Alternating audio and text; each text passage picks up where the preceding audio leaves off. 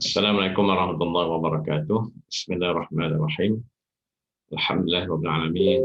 Tuhan yang dirahmati Allah sekalian. Alhamdulillah kita bertemu lagi dalam siri yang ketiga lah. Saya Azmi Bahari daripada Madani Center ingin teruskan perkongsian saya berkaitan dengan kajian sirah dan juga kepimpinan untuk kita meneliti kembali, menghayati kembali kehidupan Rasulullah dan juga para sahabat serta mengkaji tentang jatuh bangunnya daulah-daulah Islamiah ataupun khilafah Islamiah yang sebenarnya merupakan natijah ataupun hasil daripada didikan Rasulullah SAW selama 23 tahun. Ini satu perkara yang cukup menakjubkan. Kalau kita tengok sebahagian tamadun, dia mengambil masa beratus-ratus tahun untuk membina. Tetapi untuk meruntuhkannya hanya mengambil masa beberapa tahun saja. Berbeza dengan Islam. Kalau kita tengok Islam, dalam tempoh 23 tahun, daripada masyarakat padang pasir yang kelam gelita, masyarakat yang rosak dengan berbagai bentuk kerosakan. Bahkan perkahwinan saja ada lebih 10 jenis perkahwinan yang cukup menjijikkan, yang cukup kotor. Antaranya seorang wanita dia akan gantung bendera putih di atas rumah dia, dekat rumah dia. Mana-mana lelaki berdatang dan berzina dengan dia ataupun menidurinya. Bila dapat anak dia akan dia bawa jumpa dengan Tok Pawang, tengok ni anak ni muka macam siapa, orang tu kena jadi ayah. Ataupun seorang wanita boleh digauli oleh beberapa orang lelaki secara serentak. Bila dapat anak, dibawa anak dia tengok dengan oleh Tok Pawang ataupun kahin ataupun kahinah. Tengok wajah ni wajah siapa. Dia orang tu kena jadi ayah. Inilah gambaran kerosakan masyarakat pada masa itu. Hingga begitu rosak masyarakatnya, kelam gelita. Bahkan kita sebut sebelum ni Rom Parsi, dua kuasa besar yang ada pada masa itu, tidak ada rasa tertarik kepada jazirah Arab ataupun tanah Arab kerana kerosakan yang berlaku pada masa itu, kehidupan yang haru biru dan sebagainya. Tidak ada market value. Tapi hasil pada didikan Rasulullah selama 23 tahun, semasa umur Rasulullah kita sebut sebelum ni, seluruh jazirah Arab. Dan Rasulullah SAW sudah mula menghantar tenteranya ke Mu'tah. Masa itu berdepan, Mu'tah ni kawasan dekat Jordan lah, berdepan dengan kekuasaan Rom. Jadi begitulah akhirnya hingga Islam berkembang, terus hingganya menguasai 2/3 daripada muka bumi. Jadi ada banyak peristiwa-peristiwa, ada banyak hikmah-hikmah, ada banyak pengajaran-pengajaran yang tidak boleh kita biarkan hilang begitu saja.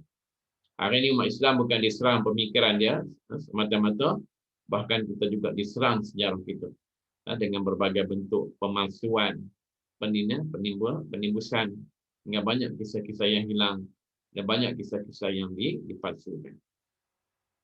Jadi kita masih lagi nak berbincang tentang timeline, tentang kehidupan Rasulullah secara khusus, sebelum kita pergi kepada daulah yang lain. Jadi sebelum ini saya pernah sebut bahawa kalau kita tengok umur Rasulullah umur 63 tahun, secara umum kita boleh bahagikan dengan dua. Iaitu 40 tahun sebelum kenabian dan 23 tahun selepas ataupun dalam tempoh kenabian. Jadi 40 tahun ini disebut sebagai tahun persiapan sebenarnya. Bagaimana Rasulullah SAW dipersiapkan untuk menjadi seorang Nabi. Bagaimana Rasulullah SAW diprogramkan dalam kehidupannya untuk memiliki ciri-ciri kepimpinan yang cukup luar biasa. Sehingga terpaksa diakui oleh pengkaji-pengkaji Barat yang sebagainya, mereka bukan Islam ataupun non-Muslim. Bahkan Michael Hart dalam bukunya tentang 100 orang yang memberi kesan kepada sejarah yang menggemparkan dunia. Jadi dia kata apa? Tentu apa yang dia kemukakan ini menimbulkan kemarahan, rasa tidak senang daripada sebahagian masyarakat, terutamanya masyarakat Kristian. Kerana dia tidak memilih Jesus, tapi dia memilih Rasulullah. Dia sebut sebagai Muhammad. Dia tidak beriman, dia tak sebut sebagai Rasul. Tapi dia sebut sebagai Muhammad. Manusia yang paling berpengaruh. Kerana dia kata kalau Jesus ataupun Nabi Isa AS Nabi Isa ni dia tidak pernah berkahwin, dia tak pernah jadi suami, dia tak pernah jadi ayah. Nabi Isa dia tidak pernah memimpin negara. Dia tidak pernah menjadi ketua perang ataupun panglima perang. Jadi dia tidak ada banyak contoh dalam kehidupan manusia. Berbanding dengan Rasulullah SAW, dia seorang ketua keluarga, dia juga ketua perang, dia juga ketua negara. Jadi begitu banyak contoh-contoh pada Rasulullah. Bahkan kata Said Hawa dalam kitabnya Ar-Rasul, Rasulullah SAW adalah contoh yang lengkap bagi kita. Baginda pernah menjadi gembala kambing dan pernah menjadi gembala umat. Baginda pernah berkahwin dan pernah bercerai. Pernah juga mendapat anak dan pernah kematian anak. Baginda pernah disihir. Rasulullah pernah sakit dan juga sihat. Rasulullah pernah menjahit kasutnya sendiri. Rasulullah pernah menjadi peniaga. Jadi hampir sebagian besar contoh-contoh yang kita perlukan ada pada diri Rasulullah SAW. Ini kelebihan Rasulullah sebagai Nabi yang terakhir, Rasul yang terakhir, dan pedoa yang terbaik untuk kita. Baginda benar-benar merupakan pilihan Allah Subhanahu wa taala, dan kita rasa bersyukur menjadi umat Rasulullah SAW. Jadi sebenarnya 40 tahun awal itu merupakan satu fasa kesiapan Rasulullah SAW sebagai pemimpin yang hebat, pemimpin yang dikagumi sampai hari ini. Dan kalau kita nak membina generasi ataupun membina barisan kepimpinan, contoh kita yang paling baik, yang paling sempurna adalah Rasulullah SAW. Bahkan Allah Ta'ala berfirman dalam Quran, laqad kana lakum fi Rasulillah uswatun hasanah. Sesungguhnya bagi kamu pada diri Rasulullah uswatun hasanah, contoh ikutan yang baik. Untuk siapa? Liman kana yarjullah wal yaumal akhir. Bagi siapa yang mengharapkan pertemuan dengan Allah, yang beriman dengan hari akhirat, maka Rasulullah adalah contoh terbaik kita. Jadi untuk siapa yang beriman kepada Allah dan yaumul akhir, hari akhir, wa zakarallaha katsiran, yang banyak mengingati Allah Subhanahu wa taala. Dalam kata lain, sesiapa yang beriman dengan Allah, mengharapkan pertemuan dengan Allah, beriman dengan hari kiamat, dan orang yang banyak mengingati Allah Subhanahu wa taala, maka bagi dia tidak ada pilihan lain selain pada Rasulullah SAW. Sebab itu kita perlu merasakan betapa pentingnya kita mengkaji, meneliti, menghayati sirah Rasulullah SAW. Begitu juga anak-anak yang kita besarkan di rumah kita, ataupun kami di Madani Center. Kita nak mendidik generasi anak-anak ini supaya benar-benar merasai cinta, kasih, rindu kepada Rasulullah. Bukan sekadar itu, bahkan kita nak bawa mereka untuk mengkaji, meneliti kehidupan Rasulullah dan mengambil ibrah-ibrah, pengajaran-pengajaran, supaya semua ini dapat membentuk jiwa dan perilaku mereka, dapat membangunkan syakhsiat dan kepribadian mereka. Dan sebenarnya mengkaji kehidupan Rasulullah sendiri adalah juga mengkaji manhaj ataupun metod ataupun kurikulum Al-Quran dalam mendidik manusia. Jadi semuanya bersepadu, tidak boleh dipisahkan. Sebab itu di Madani Center kita bukan sekadar menekankan tahfiz, tapi kita nak pelajar-pelajar kita juga menguasai ilmu tentang Al-Quran dan juga mengkaji tentang sirah. Dan dengan ini kita harap kita dapat melahirkan satu barisan pimpinan pelajar yang kita bentuk daripada usia yang muda, untuk mereka benar-benar mencerna, benar-benar menghayati, benar-benar mengenali peribadi Rasulullah sebagai pemimpin dan mengambil ibrah daripada kehidupan baginda Rasulullah SAW. Secara umumnya dalam tempoh 40 tahun yang pertama, kita melihat di situ antara persiapan utama adalah segi bahasa dan kesihatan. Bahasa ini satu ilmu penting sebenarnya, nanti kita akan tengok. Yang keduanya tentang bagaimana Allah membersihkan pergantungan salah daripada selain Allah Subhanahu wa taala. Dan juga bagaimana Rasulullah pernah menjadi penggembala kambing. Apa istimewanya gembala kambing? Dan semua nabi-nabi adalah penggembala kambing. Nabi Musa AS yang berdepan dengan Bani Israel yang banyak helahnya, banyak tipu dayanya, macam-macam kerenahnya. Jadi Nabi Musa AS menjadi gembala kambing yang paling lama, 10 tahun. Bahkan kita tengok Bani Israel memang kadang-kadang memang satu contoh yang perlu kita kenali untuk dari segi kejelekan mereka. Kejelekan mereka di sisi Allah Ta'ala. Kalau kita tengok kan masa seberang lautan, semasa dikejar oleh Fir'aun dan tentera-tenteranya, Allah perintahkan Nabi Musa pukul lautan, belah lautan tu jadi dua. Kemudian mereka lalu di celah tu. Kita bayangkan ni bukan tasik, ni bukan sungai, ni lautan.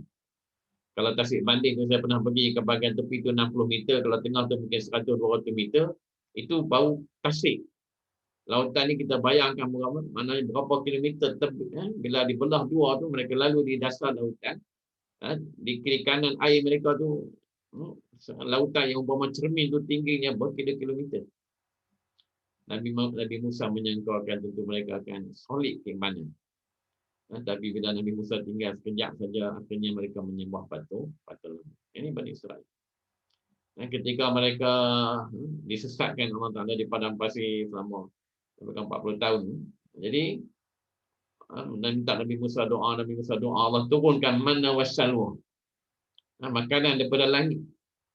Tapi kita tengok panggil Yahudi ataupun Bani Israel. Yang ini juga perlu kita kaji sebenarnya. Kerana dia ada kesan. Kerana segala kerosakan yang hari ini serangan kepada umat Islam didalangi oleh Yahudi laknatullah. Memang Allah Ta'ala sebut, mana takkan reda walan tardu ankal yahud walan nasara hatta tattabi'a millatahum. Takkan reda Yahudi dan Nasrani hatta tattabi'a millatahum, sehingga kamu mengikut millah mereka. Allah turunkan makanan daripada langit, manna wa salwa, mereka minta pula. Tak ada ke bawang ke kacang ke. Makanan-makanan bumi yang remeh. Tidak tahu bersyukur dan sebagainya. Jadi kita akan tengok nanti bagaimana Saddam Allah jadikan sebagai gembala kambing dan pengalaman sebagai peniaga banyak pembentukan ataupun persiapan Rasulullah sebagai Rasul dengan tanggungjawab yang begitu besar seluruh alam. Kita bayangkan ketika Allah mengutus Rasulullah, bumi keseluruhannya dalam kegelapan. Kalau kita nak tahu betapa gelapnya alam pada masa itu, kita boleh menghayati kisah Salman Al-Farisi yang dikongsikan oleh Imam Ahmad. Ada satu Imam Ahmad meriwayatkan cerita panjang tentang Salman Al-Farisi. Salman Al-Farisi ini dia berasal daripada Iran, kota Asfahan. Jadi dia daripada kecil memang seorang anak yang begitu dimanjakan, sehinggalah dia ayah dia tak benarkan dia keluar rumah bersuka hati. Dia pergi mana pun dengan ayah dia. Dan dia ni salah seorang yang menjaga api. Jadi mereka menyembah api. Kalau istilah kita ketuk sami kan, mana jawatan nak cerita Salman Farisi dengan agama dia masa itu. Jadi dia tak pernah keluar seorang-seorang hingga satu hari ayah dia tengah bagi rumah pada masa itu. Jadi ayah dia panggil anak dia Salman, dia kata, kamu pergi, boleh tak kamu pergi ke kebun ayah ni tengok sekian-sekian, tengok bekerja dan sebagainya. Kemudian ayah dia pesan, kamu pergi habis selesai urusan tu kamu balik cepat-cepat. Ayah tak mahu nanti terjadi sesuatu yang tidak baik untuk kamu. Jadi dia cukup jaga anak dia, cukup. Kita bayangkan anak pimpinan daerah di situ yang kaya raya, hidup senang, yang dimanjakan. Dan dia pun pergilah. Bila pergi tempat, dalam perjalanan itu dia nampak satu tempat peribadatan agama Nasrani.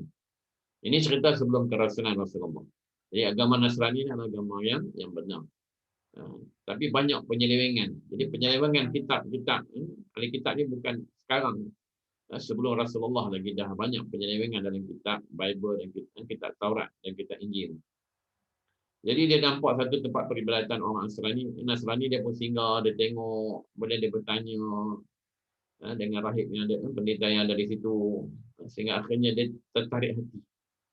Dan dia berada di situ sampai terbenamnya matahari. Dan ayah dia mula susah hati, cari sana sini, hingga akhirnya dah dekat malam baru dia sampai ke rumah. Ayah dia tanya, kamu pergi mana? Dia kata, wahai ayah, dia kata, rupa-rupanya ada agama lain selain daripada agama kita, dan agama itu lebih baik daripada agama kita. Jadi ayah dia dengar tu dia merasa begitu marah. Dia kata, jangan kamu katakan begitu. Tidak ada agama yang lebih baik daripada agama kita. Dia kena risaukan keadaan anaknya, dia mengurung anaknya dalam bilik. Dan sebenarnya Salman Farisi ketika di gereja tadi, dia ada pesan kepada rahib ataupun pendeta itu, dia kata kalau ada rombongan daripada Syam, sebab dia tanya daripada mana datangnya, daripada mana asalnya agama Nasrani. Kita daripada Syam. Jadi Syam maknanya kita sebut sebelum ni, bila sebut Syam dia bukan sekadar Syria, tapi juga Palestin, Jordan, Lebanon dan sebagainya. Jadi kalau asal agama Nasrani ini khususnya daripada Palestin. Jadi dia kata kalau ada rombongan pedagang dan sebagainya daripada Syam, tolong beritahu pada dia. Jadi bila ada datangnya pedagang daripada Syam, dia maklumat itu disampaikan kepada dia melalui utusan daripada gereja tadi, dan akhirnya Salman Farisi berikhtiar dan akhirnya berjaya melepaskan diri daripada kurungan ayah dia, dengan dia seorang yang anak yang kaya raya, hidup mewah, dia tinggalkan kekayaan dia, keluarga dia selai pinggang, dan dia pergi ke Palestin. Di sana dia mengabdikan diri dia di gereja. Tapi malangnya masa itu ketua padrinya adalah ketua padri yang tidak soleh. Dia banyak melakukan penipuan, bahkan dia mengumpulkan banyak harta-harta dengan penipuan. Ada lebih kurang tujuh tempayan emas dan perak di tempat rahsia dia. Dan dia tunjuk dekat Salman Farisi kerana dia percaya kepada Salman Farisi.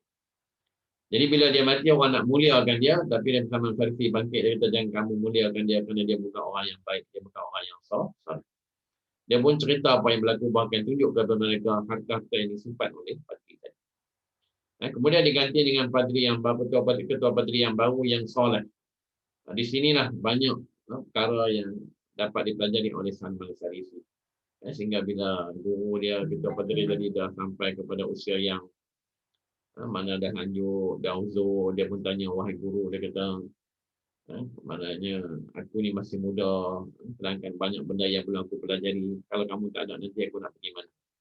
Jadi guru dia kata, kamu pergilah ke Mosul di Iraq. Jadi bila guru dia meninggal, dia pun bawa diri pergi ke Mosul. Kerana kata guru dia, di sana masih ada padri yang masih menghayati ajaran Nabi Isa AS yang dia kenal. Yang lain itu susah. Ada banyak penyelewengan dan perubahan dia buat. Jadi dia pun pergi pula ke Mosul di Iraq. Belajar di sana, kemudian guru dia pun satu kategori umur je dengan guru yang pertama. Dia tua uzur, dia pula tanya, wahai guruku, ke mana aku nak kena pergi pula lepas ni untuk belajar lagi? Guru dia kata, pergilah ke Aljazair, Algeria. Pergi pula dia ke Algeria. Pun sama juga belajar dengan seorang pendeta tua di sana. Bila pendeta tua, pendeta tu pun dah uzur. Dia tanya ke mana pula nak pergi lepas ni. Dia kata, kamu pergilah ke Amuriah, Turki. Pergi pula Salman Farisi ke Amuriah, Turki. Sampai sana dia belajar, sampai-sampai tu dia berniaga dan dia berjaya dalam perniagaan dia. Sehingga bila guru dia dah tua, dia pun tanya lepas ni nak pergi mana lagi. Jadi kata guru dia kata hampir-hampir tidak ada lagi pendeta-pendeta atau padri yang benar-benar menghayati ajaran Nabi Isa AS. Tapi dia kata sudah hampir kedatangan Nabi yang terakhir. Jadi sudah hampir kedatangan Nabi yang terakhir, iaitu yang akan lahir di Jazirah Arab.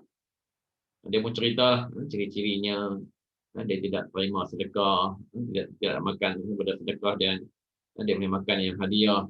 Kemudian dia akan hijrah ke satu bandar yang di kiri kanannya pokok-pokok tamar yang banyak, yang penuh dengan pokok-pokok tamar, dan di kiri kanan bandar tu dia ada kawasan-kawasan batu-batuan yang keras dan tajam. Itulah dia panggil Harar Syarqiyah, Harar Gharbiyah.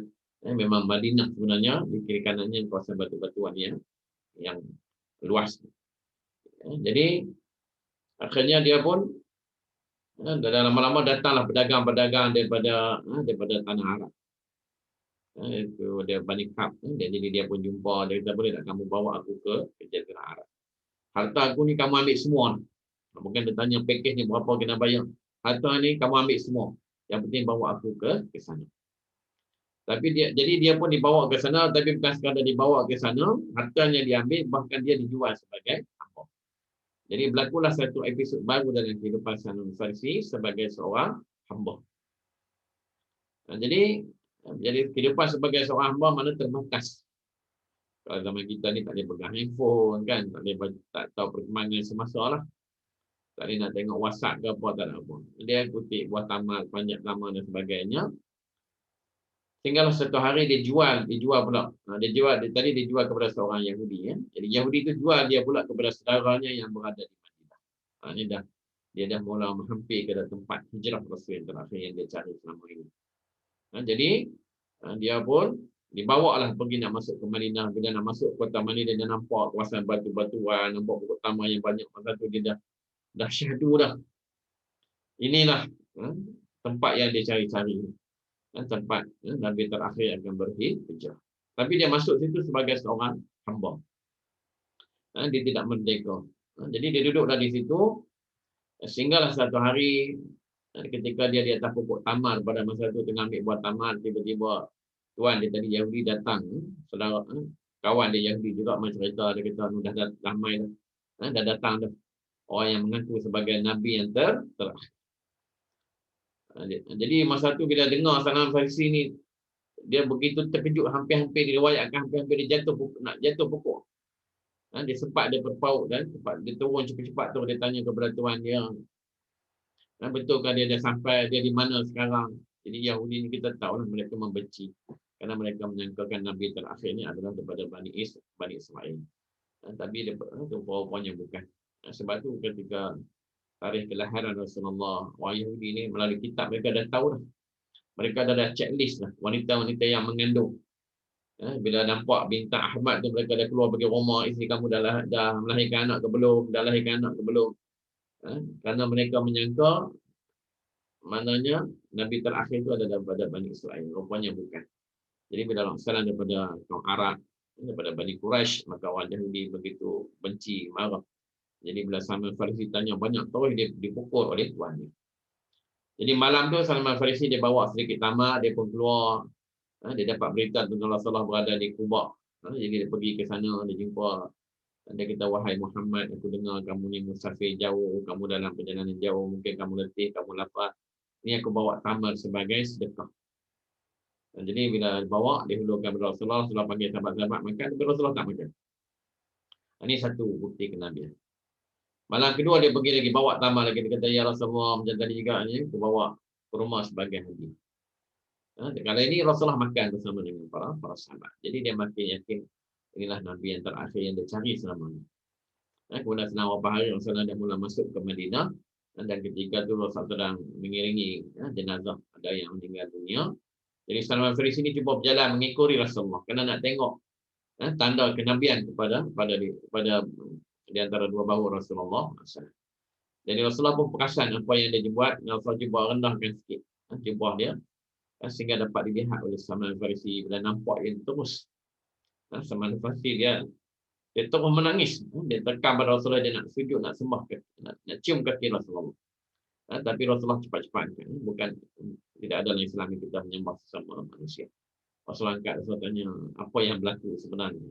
Dia pun cerita perjalanan dia yang begitu jauh. Kita bayangkan daripada Iran pergi ke Palestin pergi ke Iraq ke Algeria pergi ke Turki, Amuriah Turki, kemudian pergi ke Jazirah Arab, dijual sebagai hamba dan sebagainya. Semata-mata mencari Nabi yang terakhir. Jadi Rasulullah mendengar cerita Salman Farisi, Rasulullah panggil sahabat-sahabat. Minta dia ceritakan pada sahabat-sahabat. Supaya sahabat-sahabat ni boleh tengok bagaimana ada orang yang begitu gigih mencari kebenaran. Bahkan Rasulullah pernah menyebut satu hadis. Lau kana al-iman 'inda Surayya lanalahu rajulun haula. Kalaulah iman itu berada di bintang Surayya. Bintang Surayya ni bintang yang malam kita nampak terang, tapi berapa juta batu itu daripada bumi. Kalaulah iman itu berada di sana, lanalahu rajulun haula. Yang dapat adalah lelaki-lelaki orang-orang yang seperti ini. Macam kita ni mungkin tak dapat. Kita ni dapat Allah bagi hidayah dengan. Jadi kita nampak bagaimana dalam perjalanan hidup Salman Farisi, kita boleh nampak betapa dunia berada dalam kegelapan. Dan ketika itulah Rasulullah diutuskan. Jadi maknanya untuk menyediakan Rasulullah selama 40 tahun, Allah telah memprogramkan satu program khas sebenarnya untuk melahirkan pemimpin yang boleh membawa sinar cahaya ke seluruh pelosok dunia. Jadi 40 tahun ini perlu kita lihat nanti. Dan siri yang akan datang, kita akan tengok mauqif-mauqifnya, hentian-hentiannya perlu kita teliti. Dan perlu kita ambil ibrah dalam pembinaan anak-anak kita dan juga generasi kita yang akan datang. Wallahu a'lam. Insyaallah kita akan sambung lagi mana siri ya, yang seterusnya nanti. Aku ni qauli hadza astaghfirullah li wa lakum.